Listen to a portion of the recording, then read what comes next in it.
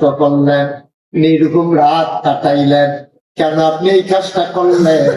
আল্লাহ তাবারক ওয়া তাআলা নবীকে যখন পাঠালেন, এবার নবীজি দ্বীনের দাওয়াত দেওয়া শুরু করলেন। তার অভিষ্ট লক্ষ্য হচ্ছে তিনি একটা রাষ্ট্রীয় অবকাঠামো দাঁড় করাবেন, তিনি হবেন রাষ্ট্রনায়ক। যেই দেশের ভিতরে জুলুম থাকবে না, নির্যাতন থাকবে না, সন্ত্রাস থাকবে না, হত্যা থাকবে না, বেবিচার থাকবে না, যেই দেশের ভিতরে নির্বিঘ্নে নিশ্চিন্তে মানুষ রাস্তায় পথ চলবে, স্বাভাবিক মৃত্যুর গ্যারান্টি থাকবে, তিনি শুরু করে দিলেন। তিনি অধিকার নিশ্চিত করে দিলেন। শুনো শুনো শুনো, ধনীর উপরে নির্ধনের, নির্ধনের উপরে ধনীর কোনো আলাদা মর্যাদা নাই। শোনো, দেশটা এমন দেশ, তুমি ধনী হইছো বইলা গরিবের উপরে অত্যাচার করো। এই যে চেক শার্ট, এই যে চেক শার্ট, কই যান? এদিকে আছে, ভিতরে আছে, এখানে আছে। আসে না কেন? আসেন, এই তো মাশাআল্লাহ ভদ্রলোক, আসেন। মাশাআল্লাহ অনেক ভালো ভালো। এসে পরে এখানে আসেন, যেখান থেকে উঠে গেছিলেন। হ্যাঁ হ্যাঁ, আরে আইয়েন না, আপনার কথা শুনেন, আসেন। আল্লাহ বরকত দেবে, আসেন। আমি বলতেছি আসেন আসেন। আরে লোকটা আসে না কেন? আরেকজনকে জায়গা দিছে, ওই আপনি উঠেন, যারা জায়গা দিছে কে উঠেন, উঠেন। দেখি কথা শুনেন, আপনি এসে বসেন, ওনারে উঠে দেন। উনি আগে আসতে ওনারে দেন, দেন আপনি ওনারে, মাশাআল্লাহ। আর ওনার একটা ছোট্ট বাচ্চা ছেলে উঠে ওনারে জায়গা দেন, যারে বসে জায়গা দিচ্ছে। এই যে মাশাআল্লাহ, সুন্দর হয়েছে। আপনি কি মনে করছেন অন্য হুজুর? হুজুর ছিলেন, আওয়াজ উঠতেছে, সিফাতিয়া বইয়া থাক, উঠে উঠে। ওনার বাসা কাছে দেখে উনি যাইবো আর এইবার আমার কিবিল্লা দেখে আমি যাতে আমার খুঁজতে দিতাম। সিফাতিয়া বইয়া থাক, ওয়াজ শেষ পর্যন্ত নড়াচড়ার চিন্তা করবেন না, উঠবেন তো দূরের কথা। আমিন কন, জুড়ে কন, আর জোরে। নবীটাকে বললেন, শুনো, কে পীর সাহেব, কে লাট সাহেব, কে মন্ত্রী, কে এমপি আমি চিনি না। তোমাদের ভিতরে মর্যাদা হবে বেশি তার, ইন্না আকরামাকুম ইনদাল্লাহি আতকাকুম। তোমাদের ভিতরে মর্যাদা হবে বেশি তার, কলিজার ভিতরে আল্লাহর ভয় বেশি যার। সুবহানাল্লাহ বলেন। আমি ধনী দিয়া যাচাই করবো না। বাংলাদেশে যেমন ধনী মানুষের আলাদা একটা দাম আছে, ফিরসা বুজুরাইতে আছে, রাস্তা ক্লিয়ার হয়ে গেছে, ঠিক আছে, সম্মান। সম্মান ততক্ষণ আপনি আল্লাহর পথে থাকবেন যতক্ষণ। বাইরে কিছু সম্মান নেই। আপনি ফিরসা বন, নাহলে লাট সাবন, তাল গাছ, নাহলে আপনি খেজুর গাছ, আপনি যাই হন, মন্ত্রী হন, এমপি হন, আপনার মর্যাদা ততক্ষণ, আপনি ন্যায় নীতির উপরে থাকবেন যতক্ষণ। ঠিক কিনা? কে আকাশ দিয়ে উড়ে গেল, কে পানির উপর দিয়ে হেঁটে গেল, এটা বুজুর্গির লক্ষণ না। বুজুর্গির লক্ষণ হচ্ছে কে কোরআন সুন্নাহ মতো তার জীবন চালালো। ঠিক কিনা বলে? সহজ হিসেবে, কঠিন ওয়াজের দরকার। আপনি মর্যাদা পাবেন, আপনি মর্যাদা পাও না, আপনাকে মর্যাদা জাতি দিতে বাধ্য। কিন্তু আপনি সেই জায়গায় যান, আপনি বিধান মানবেন আল্লাহ, আর তরিকা মানবেন নবীজি। বিধান মানবেন কার? সবাই বলেন, বিধান মানবো কার? তরিকা মানবো কার? এবার আসেন, আপনি তো বুঝেন নাই বিধান মানে কি, তরিকা মানে কি, বুঝছেন আপনি? এবার আমি সহজ করে বুঝাইয়া বলি। কথা বলেন না। বিধান মানে হচ্ছে আল্লাহ বলছেন লা ইলাহা ইল্লাল্লাহ। সবাই পড়ো লা ইলাহা ইল্লাল্লাহ, সবাই পড়ো লা ইলাহা লা ইলাহা লা ইলাহা মুহাম্মাদুর রাসূলুল্লাহ সাল্লাল্লাহু আলাইহি ওয়াসাল্লাম। সবাই আমরা পড়ে নিলাম। আবার ওই যে সুন্দর রাষ্ট্র বানাবেন নবী, দেখেন কেমনে মানুষ তৈরি করতেছে। সবাই যখন বলছে লা ইলাহা ইল্লাল্লাহ, সবাই পড়ছে। মানুষ হয়ে গেল দুই ভাগ, একদল আল্লাহওয়ালা, আরেক দল শয়তানওয়ালা। যারা আল্লাহওয়ালা রাদিয়াল্লাহু আনহু ওয়া রাদু আনহু, যারা শয়তানওয়ালা ওরা কারা? আল্লাহ কয় ওয়ালাহুম কুলুবুল লা ইয়াফকাহুনা বিহা ওয়ালাহুম আয়ুনুল লা ইউবসিরুনা বিহা ওয়ালাহুম আযানুল লা ইয়াসমাউনা বিহা উলাইকা কাল আনআম বাল হুম আযল। শুনো শুনো শুনো, নবীর হুকুম শোনার পরে যারা আল্লাহকে আল্লাহ মেনে নিয়েছে, আমি মুহাম্মদকে নবী মেনে নিয়েছে, তারা হইল আল্লাহওয়ালা। আর যারা শয়তানওয়ালা, ওয়ালাহুম কুলুবুল লা ইয়াফকাহুনা বিহা, তাদের মন আছে বুঝে না, ওয়ালাহুম আয়ুনুল লা ইউবসিরুনা বিহা, তাদের চোখ আছে তারা দেখে না, ওয়ালাহুম আযানুল লা ইয়াসমাউনা বিহা, তাদের কান আছে তারা শুনে না। আমরা বলি আল্লাহ আল্লাহ, এটা আবার কেমন মানুষ? আল্লাহ কয় আমি কি বলছি নাকি মানুষ? উলাইকা কাল আনআম, ওরা হলো চতুষ্পদ জানোয়ারের মতো। আল্লাহ কয় না রে না, জানোয়ারেরও কিছু বুঝ আছে, বাল হুম আযাল, এটা জানোয়ারের চাইতে আরো নিকৃষ্ট, ঠিক কিনা?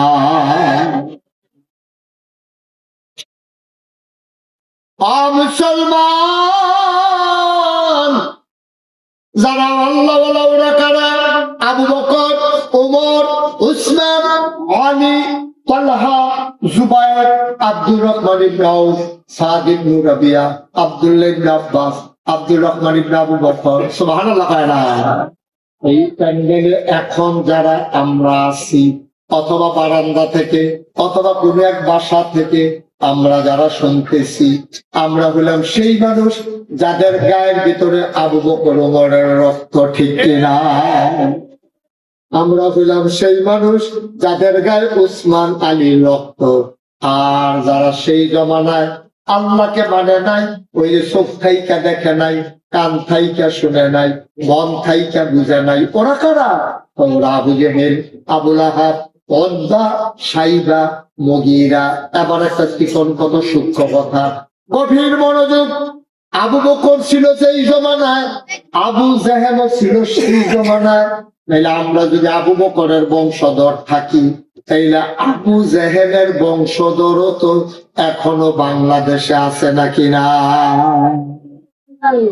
সহজ হিসাব। কারণ যখন আবু বকর, ওমর, উসমান, আলী, তখন তো আবু জেহেল, আবুল আহাব, উতবা, সাইবা, মুগীরা। তো আমরা যদি আবু বকর ওমরের বংশধর হই, তাহলে আবু জেহেল, আবুল আহাবের বংশধরও তো একদম আছে। ওরা কারা? ওনাদের পাওয়া যায় তো, ওদেরকে পাওয়া গেছে গত 24 সালের আগস্টের আগে, এগুলো পাওয়া গেছে বেশি বেশি। দেখবেন টেলিভিশনটা খুললেই আপনি হয় এই চ্যানেলে, না হলে ওই চ্যানেলে, নাইলে এই চ্যানেলে, একটাতে পাই গেলে দেখবেন এমন কথা কয়, কথা শুনলে মানুষের মনে রাগ চলে আসে। এমন তারা এমন ভাবে সাইজা বসে, এই তারারে আবার বাংলাদেশে কয় সুশীল সমাজ, তারারে তো বুদ্ধিজীবী। নাউজুবিল্লাহ বলবেন না? যখনই কথা কয় আল্লাহর বিরুদ্ধে, যখনই কথা কয় নবীর বিরুদ্ধে, কথা কয় ইসলামের বিরুদ্ধে, ইসলামের বিধানের বিরুদ্ধে, আলেম ওলামার বিরুদ্ধে, মসজিদ মাদ্রাসার বিরুদ্ধে ওরা কথা কয়, ঠিক কিনা?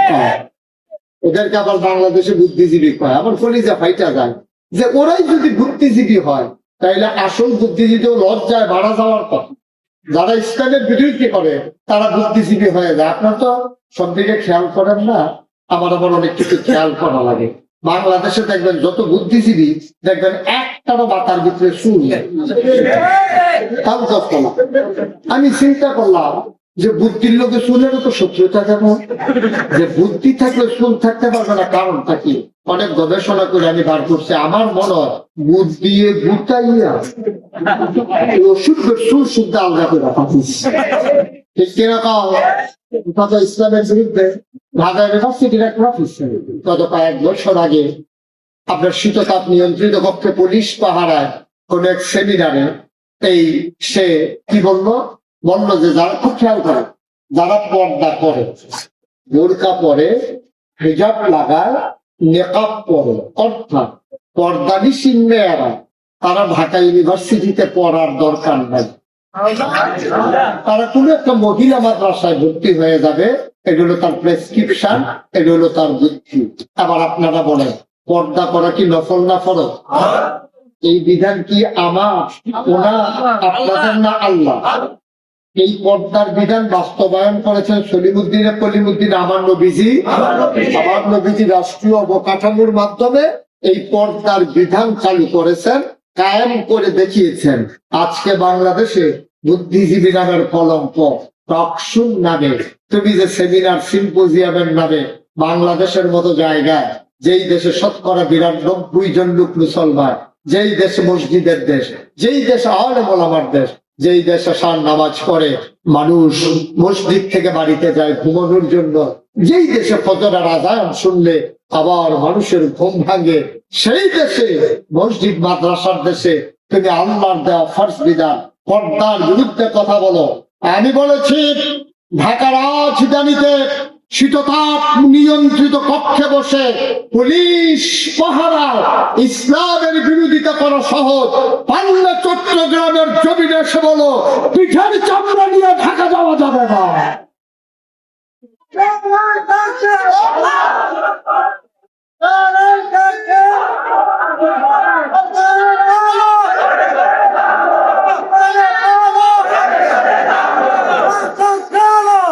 সবাই পড়ে না আমি, যেটা পড়ে না আমি। সুতরাং ১৫০০ বছর আগে নবী রাষ্ট্র সাজালেন, রাষ্ট্রীয় অবকাঠামো তৈরি করলেন, তিনি বিধান দিয়ে দিলেন রাষ্ট্র তৈরির আগে ব্যক্তিকে তৈরি করা লাগবে। ব্যক্তি যদি তৈরি না হয় তাহলে কোরআনের আইন বাস্তবায়ন বড় কঠিন। আর মুসলমানের বিধিবিধান হচ্ছে ৪টা, কোরআন, সুন্নাহ, ইজমা, কিয়াস। মূল ভিত্তি হচ্ছে 2টা, কোরআন আর সুন্নাহ। মুসলমান মন দিয়ে শুনুন, সারা বাংলাদেশে ইসলামের যখন গণজোয়ার, মানুষগুলো যখন একটা আনন্দে নিঃশ্বাস ফেলতেছে, সকল ঘরানার ওলামায়ে কেরাম যখন একসাথে হয়ে গেল, তখন অপপ্রচার শুরু হয়ে গেল। আমাদেরকে অনেকে প্রশ্ন করে, হুজুর এই যে হুজুররা যদি ক্ষমতা তাইলে দিলে সবাই দুইটা বোরখা পরাই দিব।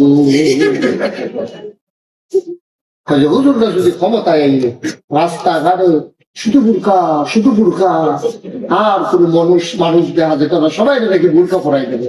আমি আপনারা কেমনি বলতেন না হুজুর এরকম তো নমুনা মনে করছিলাম। আমি দেখছি হুজুর নাকি সব কাপড়ের দোকান দিয়ে থাকে, যারে পায় ধীরে ধীরে বোরখা পরাবে। আপনার মহিলাকে যদি আপনি উদাম করে ছেড়ে দেন, মানুষ দেখে যদি আনন্দ পায়, আপনার যদি কলিজায় না লাগে যে আমার মেয়ে মানুষ দেখতেছে, আনন্দ করতেছে, টিটকারি মস্কারা মারতেছে, আপনার খারাপ লাগে না?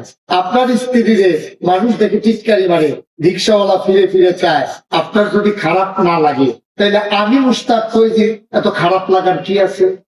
এই যে রাস্তাঘাটে গরু ছাগল সব এমনি ঘুরতে আছে, আমরা কি কেউ হাফ প্যান্ট পরাইতে গেছিলাম? আপনার ব্যক্তিগত ব্যাপার। আপনার স্ত্রীকে আপনি কি আপনার জন্য রাখবেন না বাজারে ছেড়ে দেবেন, এটা আপনার ব্যাপার, এটা আমার ব্যাপার না, ঠিক কিনা কম? আপনার মেয়েকে কি আপনি মানুষের হাতে ছেড়ে দেবেন নাকি নির্দিষ্ট একটা পুরুষের কাছে পর্দা ভূষিতা দিয়ে ইসলাম শিখাইয়া নির্দিষ্ট একটা স্বামীর হাতে তুলে দেবেন? এটা বাপ হিসাবে আপনার দায়িত্ব, এটা আমার দায়িত্ব, ঠিক কিনা কম?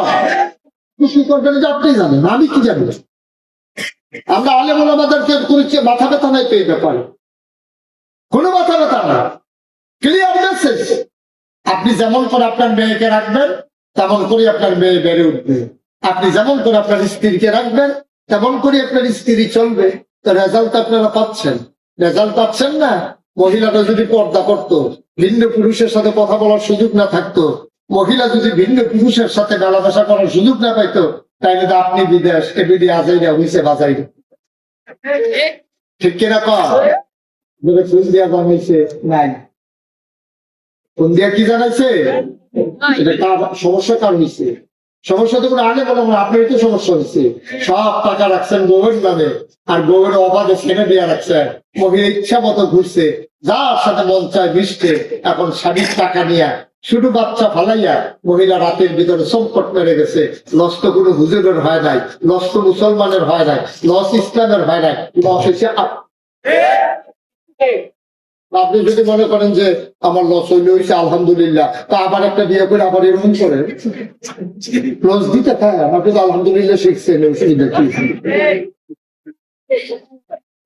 সারা জীবন শুধু ধরা দেবেন, আমাদের কি করা রাখতে পারে? আমরা বুঝে বলতে পারবো, মানার দায়িত্ব আছে। আমি তো জোর করবো না, আপনাকে জোর করার দরকারও তো নাই। মুসলমান গভীর মনোযোগ। আল্লাহর নবী তার ধর্ম ইসলামী রাষ্ট্র যখন তিনি প্রতিষ্ঠা করে নিলেন, সেখানে অন্য ধর্মের মানুষের উপরে তিনি অত্যাচার করেন নাই। তিনি অন্য ধর্মের মানুষকে জোর করে ইসলামও শিখান নাই, ইসলামে আনেন নাই, সবটাই এনেছেন আদর্শ দিয়া। সেই ঘটনা আপনারা সবাই জানেন। মক্কা বিজয় হচ্ছে, সব অস্থির হয়ে গেছে। আমরা ওনার সাথে যে আচরণ করেছি, নিশ্চয়ই উনি আমাদেরকে এমনি এমনি ছেড়ে দেবেন না। আল্লাহ নবী মসজিদে মসজিদে আয়েশা ওইটার পাশ দিয়া 10,000 সাহাবা নবীর পেছনে, সামনে একজন রাহাবা নবী একটা অঙ্কের পিছনে পিঠে বসে আছেন। জান্নাতুল মাআল্লার কাছ দিয়া 10,000 সাহাবা নিয়ে নবী ঢুকতেছে। হাদিস শরীফে এসেছে, তিনি এত নরম হয়ে গেলেন, মনে হয় গায়ের ভিতরে কোনো হাড্ডি নাই। তিনি নিচু হতে হতে মাথার নিচের দিকে নামাইতে নামাইতে তার থুসনি মুবারক বুক মুবারকের সাথে লেগে গেল। গালের পানি দিয়া বুকের পাঞ্জাবিটা ভিজে গেছে। নবীজি আর আগায় না। জান্নাতুল মুআল্লা, মাকবারাতুল মুআল্লা, মক্কার যে কবরস্থান, ওই কবরস্থানের কাছে সে নবী চুপ মেরে দাঁড়িয়ে গেলেন। তিনি আশ্বস্ত করতে চাইলেন। তিনি বললেন, যাও সবাইকে জানিয়ে দাও, আমি প্রতিশোধ নেওয়ার মতো মানুষ না। আমার ব্যাপার ওরা কিচ্ছুই শুনে নাই। আল্লাহ আমারে কি বলছে ওরা জানে নাই। আল্লাহ বলেছেন, সবাই পড়েন, ওয়ামা আরসালনাকা ইল্লা রাহমাতাল লিল আলামিন। মজার একটা আয়াত। আপনি একাকি পড়বেন যখন, যদি মধুমাখা কণ্ঠে পড়তে পারেন, আপনি কানতে কানতে অস্থির হয়েছে। আয়াতটার ভিতরেই একটা মজা, আমার নবীর ব্যাপারে আয়াত। সুবহানাল্লাহ বলবেন, আপনি অস্থির হয়ে যাবেন কানতে কানতে। চলেন সবাই দুনিয়ার খেয়াল ছেড়ে দিয়ে, বাড়ি ঘরের মায়া ছেড়ে দিয়ে, আগামীকাল কি হবে সেই ভাবনা ভুলে গিয়ে সবাই মজা করে। মনে হবে নবীর রওজার সামনে আপনি দাঁড়িয়ে আছেন, নবী যেন রওজার মাঝে ঘুমিয়ে আছেন, আপনি যেন শুনিয়ে শুনিয়ে সালাম দিচ্ছেন, আর যেন মধুর আওয়াজটা, তেলাওয়াতটা ওনার ব্যাপারে যা আল্লাহ নাজিল করেছেন, আপনি যখন নবীকে যেন কানে কানে শুনিয়ে দিচ্ছেন। ওয়ামা আরসালনাকা ইল্লা রাহমাতাল লিল আলামিন। দুনিয়ার মানুষ আমার নবীর ছিল নাই, আমি আল্লাহ হইলাম রব্বুল আলামিন। সমস্ত জগৎ সমূহের জন্য আমি আল্লাহ হইলাম রব, আর আমার নবীর ছিল। যত জায়গায় আমি আল্লাহ রব, তত জায়গায় আমার নবী রহমান।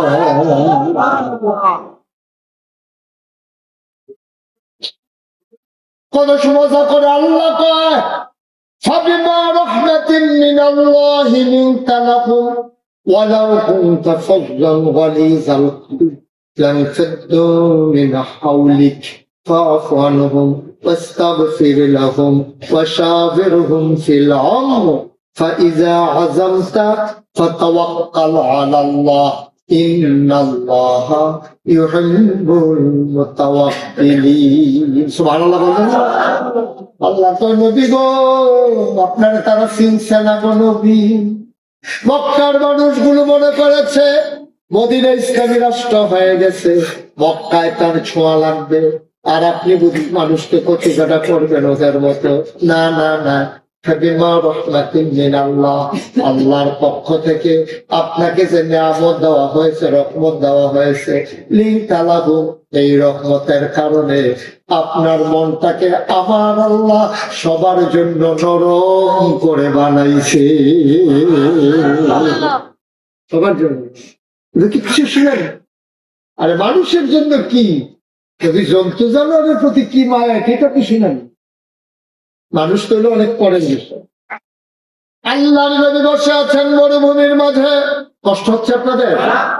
মরুভূমির মাঝে নবী বসে আছেন, এমন সময় চতুর্পার্শ্বে অনেক সাহাবা বসে আছেন। কেন বসে আছেন?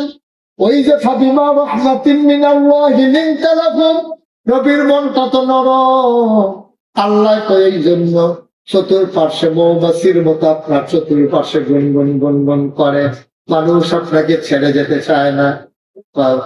যদি আপনার মনটা কঠিন হইতো, আপনার মনটা ফাবিমা রাহমাতিন মিনাল্লাহি লিনতা লাহুম ওয়ালাউ কুনতা ফাজ্জান গালিজাল কলব, আপনার মনটাকে আল্লাহ যদি শক্ত বানাইতো, লানসাদ্দু মিন হাওলিক, আপনি দেখতেন আপনার চতুর্পার্শ্বে যারা আছে সবাই ছেড়ে চলে গেছে। ভাই, বিপদের দিনও আমরা দেখেছি, না নবী কাউকে ছেড়ে গেল, না নবীরে কেউ ছেড়ে গেল। আর আমাদের দেশের নেতা কর্মীর কি অবস্থা খবর নাই, হেলিকপ্টারে করে ফুরুত নেতার বৈশিষ্ট্য। নেতা জীবন দেবে, কর্মীকে বিপদে ফেলাবে না, ঠিক কিরকম? আল্লাহর নবী তিনি নিজেও সাহাবাদের জন্য যেমন, সাহাবারাও নবীর জন্য তেমন। কি মায়া, কি মায়া! উহুদের প্রান্তরে যারাও দিয়ে ফেলেছে কাফেরেরা, সাহাবারা পালায় না, দৌড়ে যায় না।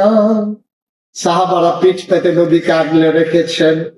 এমনও পাওয়া যায় নবীর গায়ে একটা তীরের আঘাত লাগে নাই, অথচ এক একজনের সাহাবার গায়ে 70টার মতো তীর পাওয়া গেছে।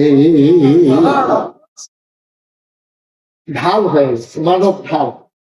নবীর আঁকড়ে ধরে সবাই পিছন দিয়া রাখছে, আর কাফেরেরা তীর মারতেছে। একটা তীর নবীর গায়ে লাগে নাই, সাহাবার গায়ে 70টা তীর গুনে গুনে গেছে। আপনি বুঝতে পারছেন মায়া কারে? মায়া বুঝেন আপনি? এই নবী আমার, তিনি বসে আছেন মরু প্রান্তরে, চতুর্দিক দিয়া সাহাবারা বসে আছেন।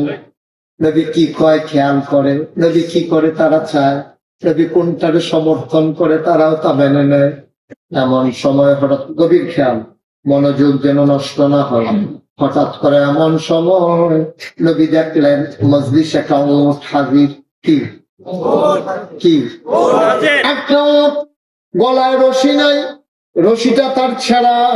ওটটা এসে দাঁড়িয়ে আছে নবীর সামনে, মুখটা এমন করে নড়ল উটটার। নবী বললেন, ওয়ালাইকুম আসসালাম ওয়া রাহমাতুল্লাহ। সাহাবারা চিন্তায় পড়ে গেলেন, কেউ তো সালাম দিল না, কেউ তো নবীরে সালাম দেয় নাই, নতুন করে কেউ আসছেও নাই। নবী কারে কয় ওয়ালাইকুম আসসালাম ওয়া রাহমাতুল্লাহ বুঝলাম না। সাহাবারা একজন আর একজনের দিকে তাকায়, নবীজি উঠের দিকে তাকাই রয়েছে, ওরটা এমনি মুখটা লড়ে কি যেন কয়। নবী কয়, আচ্ছা ঠিক আছে, শুনলাম, দেখতেছি, নো প্রবলেম, কোনো চিন্তা নাই, আমি তো আছি। সুবহানাল্লাহ।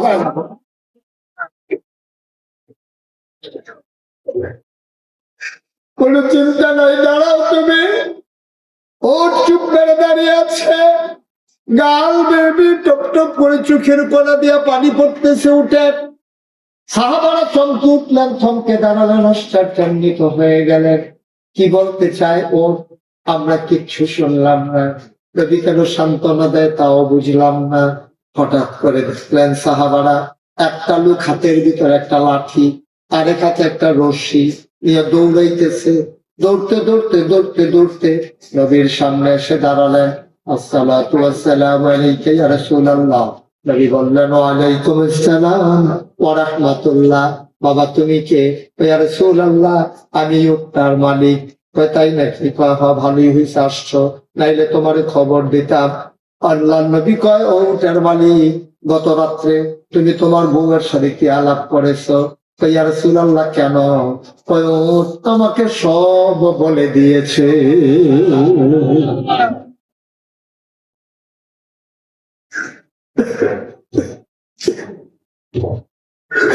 তুমি কি বলেছ? তুমি নাকি বলছ উটটারে জব করে ফেলবা? নবী আমার, আপনার কাছে তো গোপন করার কিচ্ছু নাই গো নবী, আমরা গরিব মানুষ। এই ওটটা আমার বড় প্রিয়, এই ওটটা আমার ঘরে অনেকগুলা বাচ্চা দিয়েছে। এই ওটটা আমি কিনে আনছিলাম, ওটটা বড় কর্মঠ, বড় ভালো। এটা দিয়ে আমি খেজুর বাগান থেকে খেজুর গুলো পেরে তার পিছে উঠাই দিতাম, ও আমার বাড়িতে নিয়ে আসতো। পানির মশক বস্তা পাইপ ব্যাগের ভিতরে, চামড়ার ব্যাগে ভরে ঝর্ণা থেকে পানি উঠাই দিতাম। ওই পানি সে বয়ে বয়ে আমার খেজুর বাগানে নিয়ে আসতো। আমি খেজুর বাগান পানিতে সিক্ত করতাম। ও নবী আমার, ও নবী, এই উটটা অনেকগুলা বাচ্চা দিয়েছে, এই ওটের দুধ আমরা খেয়েছি, আমাদের বাচ্চারা খেয়েছে। নবী গো, আমরা চিন্তা করলাম উটটা এখন আগের মতো আর কাজ করতে পারে না, ওটটা এখন অনেক দুর্বল হয়ে গেছে। ইয়া রাসূলুল্লাহ, আমরাও তো গরিব মানুষ, যদি উটটা মরে যায় তাহলে তো আমাদের কোনো কাজে লাগলো না উট। এই জন্য আমরা চিন্তা করেছি উটটারে জব করে ফেলবো, কিছু গোশত নিজেরা খাবো, কিছু গোশত বিক্রি করে দেবো, তাইলে আমাদের অনেক উপকার হবে। এই জন্য আমরা বুদ্ধি করেছি, গত রাত্রে আমার স্ত্রীকে বলেছি উটটা তো আমার বড় প্রিয়, জব করতে মন চায় না, কিন্তু না করে উপায় নাই, মরে গেলে তো কোনো লাভ নাই। নবী গো, এই আলাপ আমরা করেছি। আবার আল্লাহ নবী কয় ওর সব শুনতে পেরেছে, ওরটা সব শুই না, সারাটা রাত উঠটা কাঁদছে। যার জন্য জীবন পানি করলাম, যাদের জন্য মেহনত করলাম, যাদেরকে বুকের দুধ খাওয়াইলাম, যাদের জন্য পাহাড়ি ঝর্ণা থেকে পানি এনে দিলাম, এত কষ্ট করলাম আমি, আজকে বয়স হয়ে যাওয়ার কারণে আমার ওরা জব করতে চায়। ইয়া রাসূলুল্লাহ, ইয়া হাবিব আল্লাহ, কার কাছে আমি বিচার দেব? না সারা রাত কাঁদলাম, যাদের জন্য কষ্ট করলাম ওরাই আমার দুঃখ বুঝে না, আর কে পৃথিবীতে দুঃখ বুঝবে? ফজরের আযান যখন হয়ে গেল, আশহাদু আল্লাহ ইলাহা ইল্লাল্লাহ, আশহাদু আন্না মুহাম্মাদুর রাসূলুল্লাহ, নবী গো যখন মুয়াজ্জিন শব্দ করে আযান দিল, তখন আপনার কথা বড় বেশি মনে পড়ে গেল।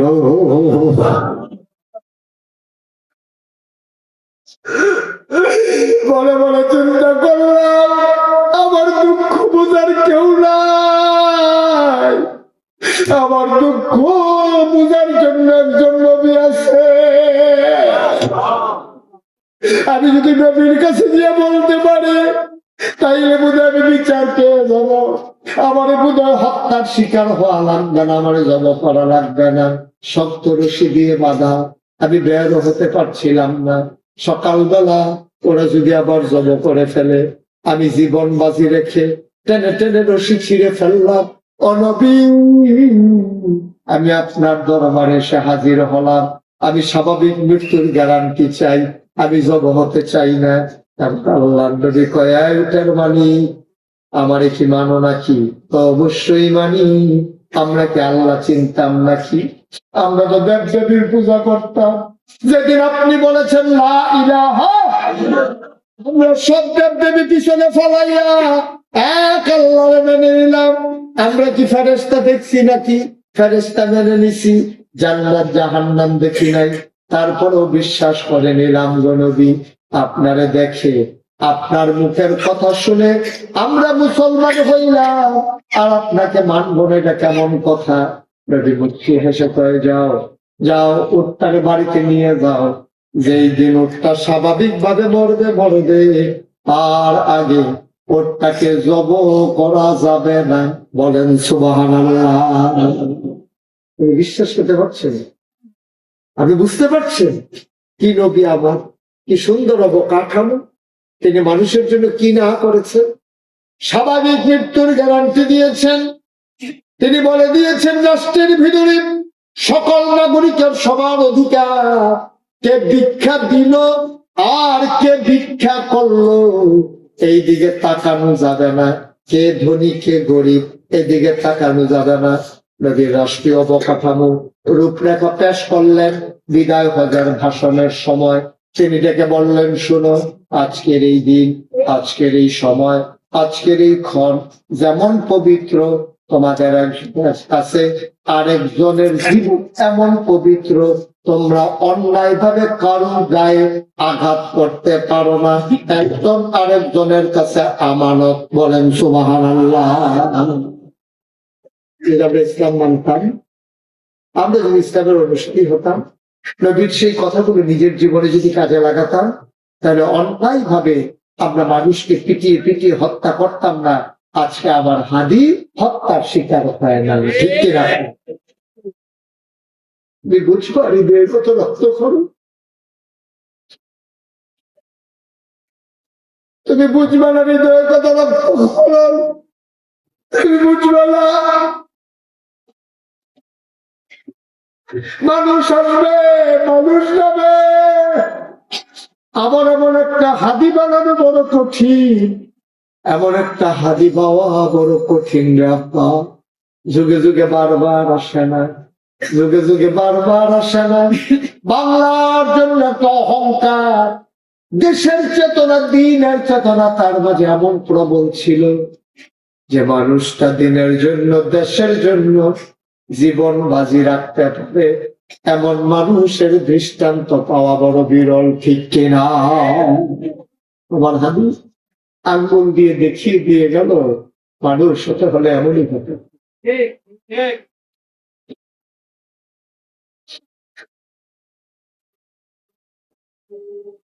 মানুষ হতে গেলে এমনই হতে হয়। আমরা পারি নাই, আমরা নাদান মানুষ, আমরা নাদান মানুষ। আমার হাদিসে বললাম, আমরা তো বললাম না। জীবন বাজে রেখে দেশটাকে নিয়ে স্বপ্ন দেখে যে সোনার একটা বাংলা হবে, ইসলামের পতাকা পথ পথ করে এই বাংলার জমিনে উঠবে, মানুষটা নাই, আমরা আছি। আমাদের দায়িত্ব এখন চাই হাদির রেখে যাওয়ার স্বপ্ন বাস্তবায়ন করার জন্য আমরাই অতন্ত্র প্রহরী। ঠিক কিনা? এক হাদি লোকান্তরে লক্ষ হাদি ঘরে ঘরে ইনশাআল্লাহ। যুবকেরা, গেমস খেলার জন্য দুনিয়াতে আসছো না, শুধু মোবাইল চালাবা এটাই কাজ, রাস্তা আমার মা এটাই কাজ। রাস্তার মোড়ে মোড়ে দাঁড়িয়ে মেয়েরা কলেজে যায়, তুমি টেজিং করবা, টিটকারি মারবা, মস্কারা করবা, এটাই কাজ। আমরা জীবনটা তো এভাবেই সাজিয়ে ফেলেছি। আমি একদিন জন্ম হয়েছে আমার, আমি বড় হব, যৌবনোদীপ্ত প্রাণ হবে, আমি বিয়ে করব, বাচ্চা হবে, আমি বুড়া হব, বাচ্চাদেরকে আবার বিয়ে করাবো, নায়নাতকুর হবে, আনন্দ করব, একদিন আমি মরে যাব, এটাই বুঝি কাজ। এই জন্য আল্লাহ মানুষ বানাইছে। আমরা শিয়াল না, আমরা কুকুর না, আমরা বিড়াল না, আমরা গরু না, আমরা ছাগল না, আমরা মানুষ। আমাদের পরিচয় ইন্নানি মিনাল মুসলিমিন, আমার আসল পরিচয় আমি মুসলমান। ঠিক কিনা? আমাকে বানানোর আগে আল্লাহ পরিচয় দিয়েছেন, ইন্নী জাইলুন ফিল আরদি খলিফা। আমি একটা সম্প্রদায়, একটা ক্রাউন পাঠিয়েছি, যাদের পরিচয় তারা আমার খলিফা। আমরা আল্লাহর খলিফা। সুবহানাল্লাহ বলবেন। আল্লাহ যা চায়, নবী যা করে গেছেন, আমরা তা করে যাব, এই জন্যই আমরা মানুষ। ঠিক কিনা? কষ্ট হচ্ছে আপনাদের? ছেড়ে দেওয়া দরকার। 36 বছর মুস্তাক হয়েছি বাংলাদেশে, দেশের বাইরে আলোচনা করি 37টা বছর। মাহফিলে কদম দিলে মাহফিলের রিজন বুঝি। আজকে বন্দর টিলা চিটাগঙ্গের মাহফিলে কদম দিয়া আমি মুস্তাক তৈরির মন সাক্ষী দিয়েছে, তোমাদের মাহফিল আমার আল্লাহ কবুল করে নিয়েছে। কদম দিলে রিজন বুঝি। আমার কলিজার টুকরো যুবকেরা, মাথার গাম পায়ে ফেলে এই সুন্দর মাহফিল সাজাইছে।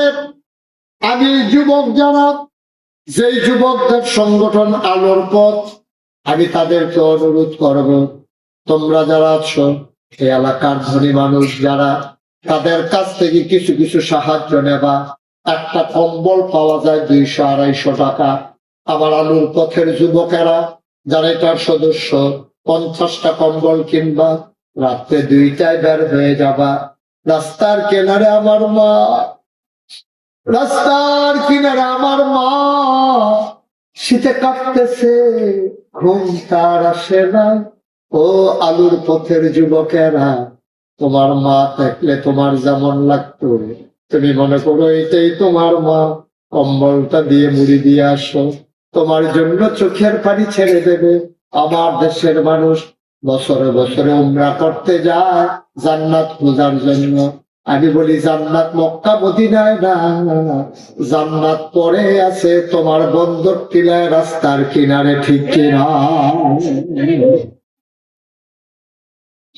আলুর পথ যুবকেরা, ওরা আলো দেখাবে, অন্ধকার দূর করে দেবে। আবার এই যুবকেরা কোন মায়ের চিকিৎসা হয় না, চিকিৎসার ব্যবস্থা করে দেবে। কোন বোনের বাবা ইন্তেকাল করেছে, মেয়েটার বিয়ে হয় না, মাটা বড় সমস্যায় আছে, আলুর পথ যুব সংঘ খোঁজ নেবে। খোঁজ নিয়ে নিয়ে ওই বিধবা মায়ের, অন্যায়গ্রস্ত মায়ের কন্যার বিয়ের ব্যবস্থা করে দেবে। ছেলেরা লেখাপড়া করে না বখাটে, ওরা বস্তির ছেলে হয়ে গেছে, ওরা এখন টোকাই হয়ে গেছে। ধরে ধরে এনে ড্রেস বানাইয়া কাগজপত্র কিনে আমার আলুর পথের যুবকেরা আলো দেখাবে। ওই অন্ধকারের বাচ্চাদেরকে এনে স্কুলে ভর্তি করে দেবে, ঠিক কিনা? মাহফিল যেমন একটা কাজ, এর পাশাপাশি কাজগুলা তোমাদেরকে আমি প্রেসক্রিপশন দিয়ে গেলাম। তোমরা কি করবা? ছেলেদেরকে, মেয়েরা স্কুলে যাবে নির্বিঘ্নে নিশ্চিন্তে, স্কুলে যাবে, কলেজে যাবে, যেহেতু এখানে একটা কলেজ। কে রাস্তায় দাঁড়াইয়া কোন বখাটে ছেলেটা টিটকারি মানে মস্কারা করে, আবার আলুর পথের যুবকেরা সমিতি করবা, কনফারেন্স করবা, তোমরা মিটিং করবা, বলে ঘোষণা দিয়ে দেবা, রাস্তায় মাইকিং করে দেবা। মেয়েরা যখন কলেজে আসবে, কোন ছেলে যদি দাঁড়াইয়ে প্রেজিং করে, টিটকারি মানে মস্কারা করে, চোখের জায়গায় চোখ থাকবে না, ঠিক কিনা বলো? আমার সব শেষ। এই দেশটা কারো কাছে আমরা লিজ দেই, এই দেশে আমরা দেশে আসি নাই, এই দেশ আমাদের। এই দেশটাকে এগিয়ে নিয়ে যাওয়ার দায়িত্ব আমাদের সবার, ঠিক কিনা বলে? বারবার গুগু তুমি ধান খেয়েছ, আবার আর ছেড়ে দেওয়ার সুযোগ নাই, হিসাব তোমাকে দিয়েই যেতে হবে, ঠিক কিনা? আফসোস লাগে, একটা বড় গরুর মাথা আমাদের দেশে বিক্রি হয় 5,000, আর নির্বাচনের আগে একটা মানুষের মাথা বেচা হয় 500, ঠিক কিনা? কেন আপনি 500 টাকার কাছে বিক্রি করছেন? কেন আপনি কেন বিক্রি যান? নিজের খাটা কাজে লাগা।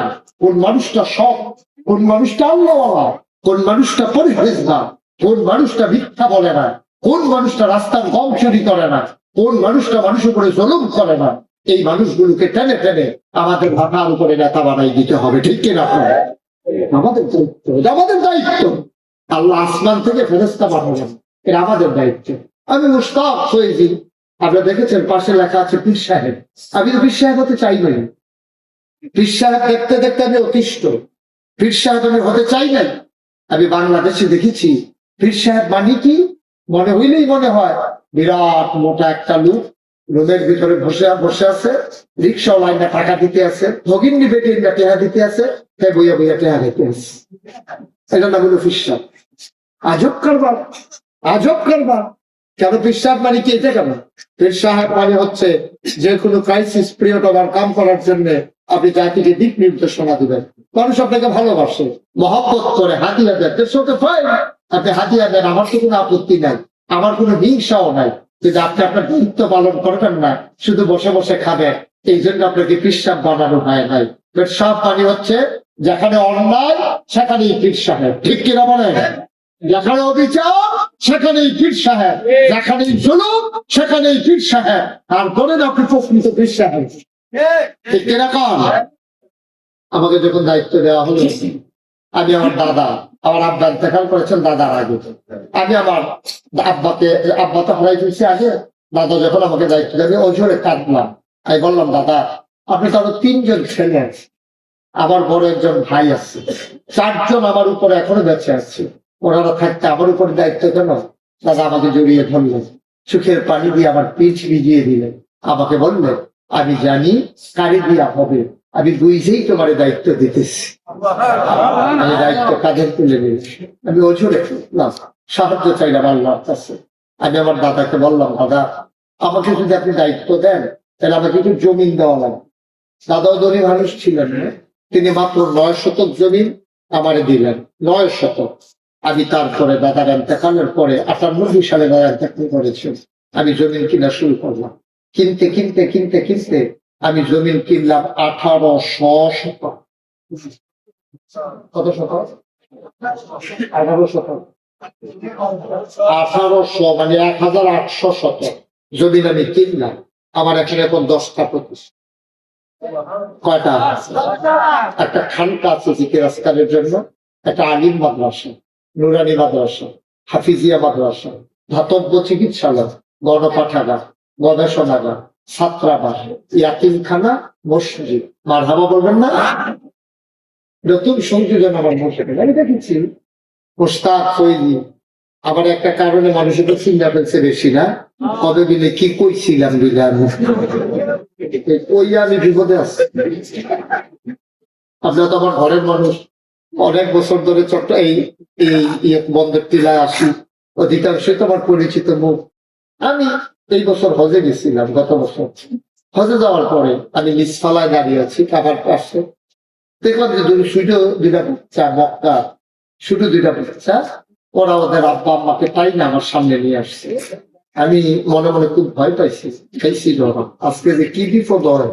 আমি চুপ করে দাঁড়াই, বাচ্চাগুলো আমার সামনে ওর আব্বা আম্মার আই না আমার আঙ্গুল দিয়ে দেখায়, মুরব্বী মুরব্বী। আমি দাদা তোরা ডরে বাংলাদেশকে সৌদি আরব ভাই ওর শান্তি চাইয়া গেলাম, ওইটা গেলি তোরা আমার। যেহেতু কিছু মানুষ কিনে ফেলছে, দায়িত্ব তো একটু বেড়ে গেছে, চিন্তা করলাম আমি তো মুস্তাক থেকে সারা জীবন থাকবো না, একদিন তো মরে যাবো। বাংলাদেশে সব জায়গায় মসজিদ আছে, মাদ্রাসা আছে, কিন্তু ফ্রি, একেবারে ফ্রি হাসপাতাল বাংলাদেশে কোথাও নেই। আছে কোথাও? কোথাও।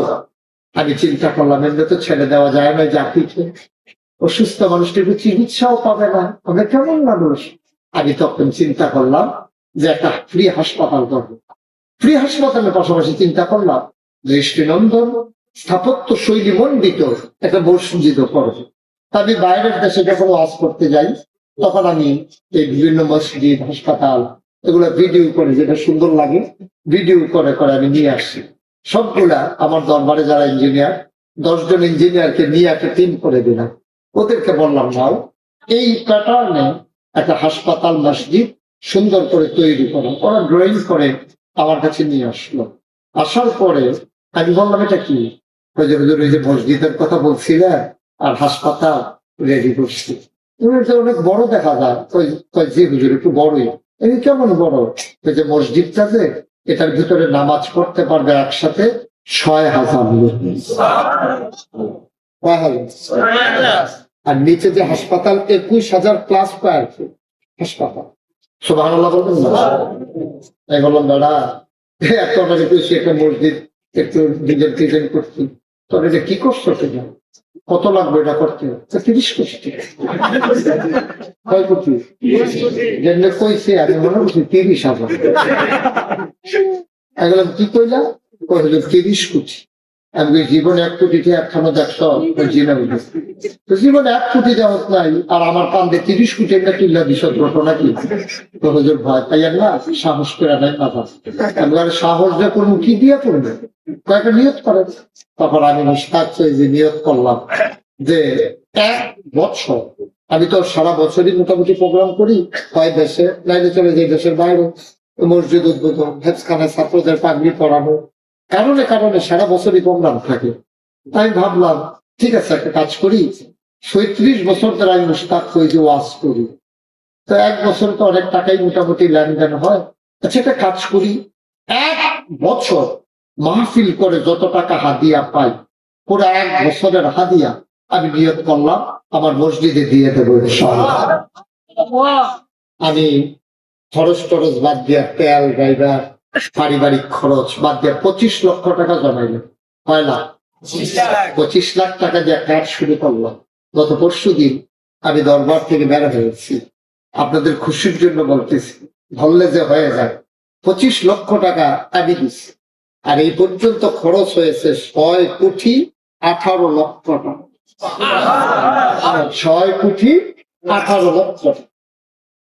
আমি গত 24 সালের জুন মাসের 1 তারিখে প্রথম তলার ছাদ দিয়েছি। এবছর সেপ্টেম্বরের 19 তারিখে দোতলার ছাদ হয়েছে। 3 তলার কাজ চলতেছে। ইমিডিয়েটলি কিছুদিনের ভিতরে আমরা 3 তলার ছাদ দিয়ে দেবো। দোতলা 3 তলায় মসজিদ হবে আর নিচতলায় হাসপাতাল হবে। এই মসজিদ আমার স্বপ্ন, এই মসজিদ আমার সাথে জড়িয়ে গেছে। আমি এখন ঘুমাইতে যাই, স্বপ্নে দেখি মসজিদ। আমি খাইতে গেলে চোখের সামনে মসজিদ ভেসে উঠছে।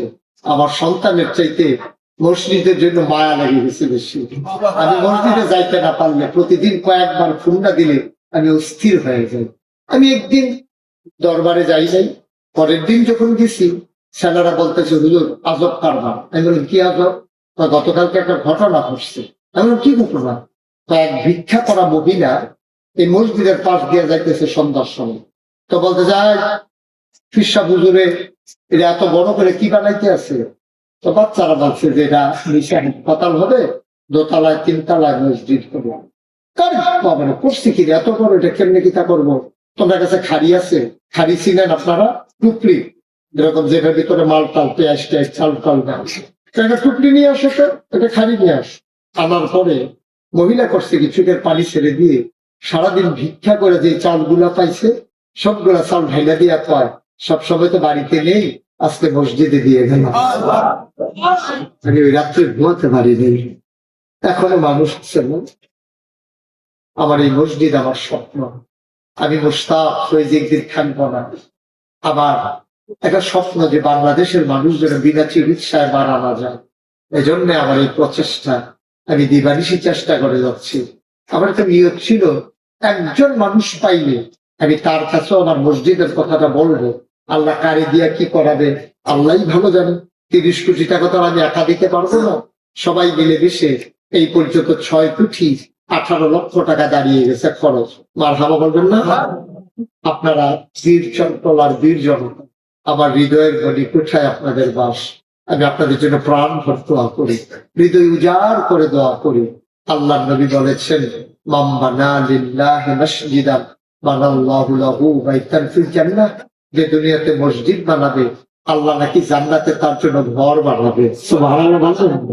এখানে যারা আছে, আমি গরিব মানুষ, আমি তো ধনী মানুষ না, তারপর আমি যদি 25 লাখ টাকা দিতে পারি, ভিক্ষা করা মহিলা তার একদিনের সবগুলা চাল যদি দিতে পারে, আমি জানি এখানে অধিকাংশ খেটে খাওয়া মানুষ, শ্রমজীবী মানুষ।